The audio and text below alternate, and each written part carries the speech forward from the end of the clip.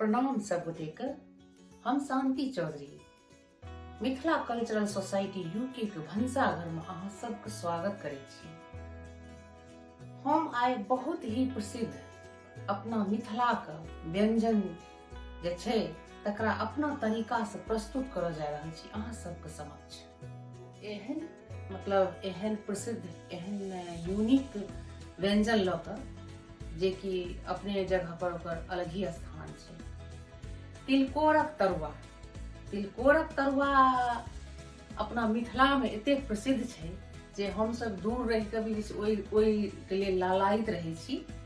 कखनो भी किनको से बात करे छियनि जे कहै छै कि सब चीज एतऽ भेटै छै तऽ कहै छथिन तिलकोर भेटैया, तो मन कहीं न कहीं जे छै से बहुत किछु एहन छै जे नहि भेटै छै तो हमरा जे छै से एक दिन हम जे छै से बैसले चीज अपना कनी ब्रेन पर जोर देलहुँ आ सोचलिए कि जे किया ने जे छै से तिलकोर के जगह पर तिलकोरे जकाँ कोनो एहन चीज तरल जाए जे कि जे छै से तिलकोरक आब दूर रह के तिलकोरक स्थान जे छै से ओकरा देल जाए। तऽ हम आब कोनो पत्ता के जे छै से अहाँ तैर के जे छै से पिठार में दऽ दियौ जे उतरा जेतै तऽ ओहो नहि छै। कोनो एहन पत्ता के जे छै से ओहिमे अहाँ दियो जे कि ओकरो अलग ही महत्व छै। तो हम सोचलिए एक दिन किया ना पान पर ट्राई कयल जाए। तो कनी सोच के हमरा लागल पान पर केहन हेतै, तो फिर जे छै से ओकरा हम फिर ट्राई केलिए। तो ट्राई जे केलिए ओ जे लगलै केहन हम की बताऊं अहाँ सबके। वो जखन अहाँ सब ओकरा अहाँ अपने जे छै से ओ चीज महसूस करबै तखने ओकर जे छै से ओकर अहाँ सब पता चलत। अहाँ सब ओकर जहन पूरा जहन अहाँके टेस्ट के पता चलत जे केहन मतलब ओ लागै छै, ओकर अनुभव तखने अहाँ सब कऽ सकै छी। तो जखन हम ओकरा जे छै अनुभव केलिए बहुत हमरा नीक लागल ओकर स्वाद। तो हम कहलिए कि किया ने जे छै से अहाँ सबके संगे जे छै से एकरा हम शेयर करी अपना मिथिला परिवार के संगे जे अहूँ सब ओकर आनंद उठाओ। तो ओकर हम नाम देलिए पानक तरुआ। तो पानक तरुआ हम केना बनेलिए, ओ केना हम जे छै से तैयार केलिए, की हम डाललिए, आब चलू हम बनबै छी अहाँ सबके देखबै छी हम केना बनेलिए। यहाँ पर जे छै से देखियो हम एगो लोहिया चढ़ा देलहुँ हम पैन आ एहिमे जे छै से हम जे छै से ये एक्स्ट्रा वर्जिन ऑलिव ऑयल हम यूज केलहुँ हँ कि ऑलरेडी जे छै तेल गरम भऽ गेल यऽ। अहाँके जे तेल अहाँके पसंद हुए ओहिमे कोनो नहि छै, अहाँ जे छै से रिप्लेस कऽ सकै छी, कोनो भी तेल अहाँ यूज कऽ सकै छी। आ देखियो पान जे छै से पानक पत्ता हम फ्रेश पानक पत्ता 5 गो लेलहुँ हँ। पानक पत्ता के तो साइज रहे छै केहन छोट पैघ जे जाए, लेकिन एतऽ हमरा जे भेटल हँ तो से साइज वाला हमरा जे छै से खूब सुंदर एकरा जे छै से डंटी तोड़लिए तो पानक खूब बढ़िया जे छै से में खुशबू एकदम पान जे छै से आयल हँ, खूब बढ़िया पान छै। आब एहिमे जे छै से पिठार हम लऽ लेलहुँ हँ। देखियो पिठार जे छै से पीस लेलहुँ हँ। एहि पिठार में जे छै से हम कनी एक रत्ती जे छै से नून स्वादानुसार एहिमे जे छै से कनी हम ½ टीस्पून नून दऽ देलिए, कनी मिरचाई पाउडर, कनी जीरा पाउडर, कनी हल्दी पाउडर आ कनी मरीच पाउडर इहो जे छै से दऽ देलिए कनी स्वाद के दुआरे। ओ तो और भी मसाला अगर अहाँके कोनो पसंद हुए तो अहाँ एहिमे ऐड कऽ सकै छी। आब एकरा बढ़िया जकाँ जे छै से एकरा मिला लियो पिठार के। मेक श्योर जे छै से तेल जे छै से गरम होइके चाही पूरा, जेना तिलकोर तरै छियै। आ पिठार भी ओते पतला नहीं रखियो, पिठारो मोट जेना तिलकोर में जेना मोटगरे पिठार के यूज करे छियै तहिना जे छै से मोटगरे पिठार रखियो तो वो बढ़िया जे छै से कर तरुआ अहाँके पानक निकलत। देखियो एकरा हम बढ़िया जकाँ पिठार में जे छै से मिला देलिए पूरा मसाला के। आ देखियो पान के जे छै एहिमे जे छै से हम ठीक जकाँ जे छै से बड़ सुंदर जकाँ लपेट देलहुँ।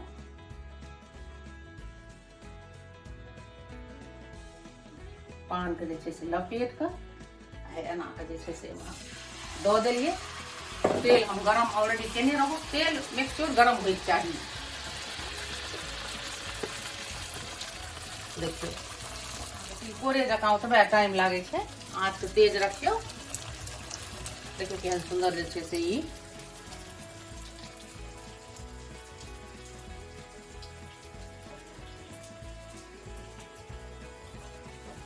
तो जे छै से बहुत ही बढ़िया मतलब एकरा जे छै से जखन हम तरलहुँ तऽ तरलाके बाद जे छै से तैयार रहिए कि जे पानक स्वाद केहन लगतै खाइमे, जे छै से ओहि तैयार रहिए। लेकिन जहन मुँहमे लेलहुँ तऽ बुझियौ मुँहक मतलब एकदम मुँह बनि एतेक सुन्दर लगलै, खेलाक कनी देरके बाद तक भी पानक स्वाद जे छै से मुँहमे अहाँके आबैत रहलै, से बहुत ही मतलब हमरा नीक लागल, ताहि दुआरे अहाँ सबसे ई शेयर हम केलहुँ।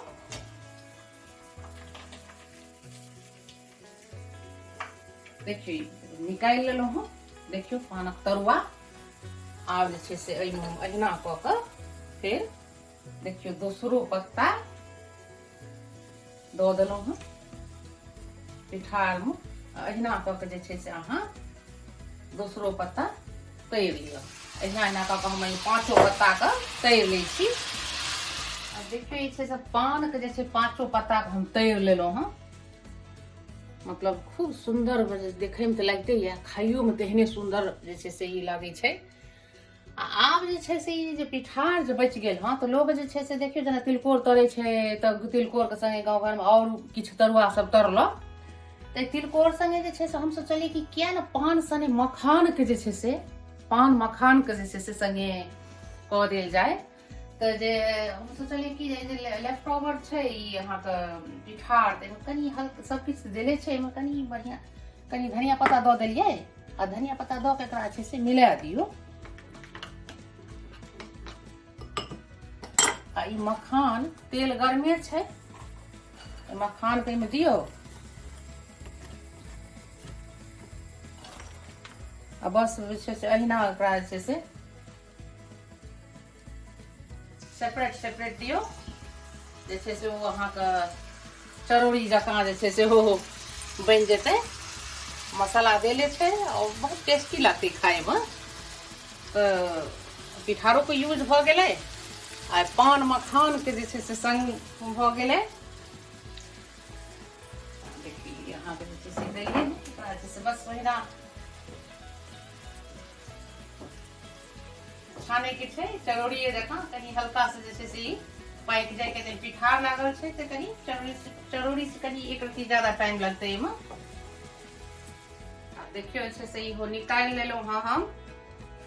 तऽ ई अहाँ चूल्हा हम बंद कऽ देलियै। आब देखियौ ई मखानक चरौड़ी भी तैयार। मेक श्योर एकरा जे छै से कनि क्रिस्पी बनैयौ। अगर मसाला सब और दैके मोन होय तऽ अहाँ दऽ सकै छियै, तऽ और भी अहाँके चहटगर लागत।